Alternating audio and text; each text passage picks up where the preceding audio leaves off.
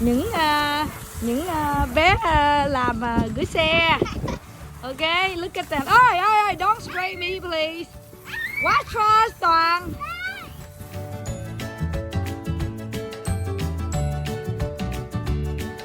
Đây, sau khi kho wash xong, they want to swim. Coi nè, quậy ghê chưa? Too much. Hey, Tâm An, watch. Be careful. Toàn quay. Yeah.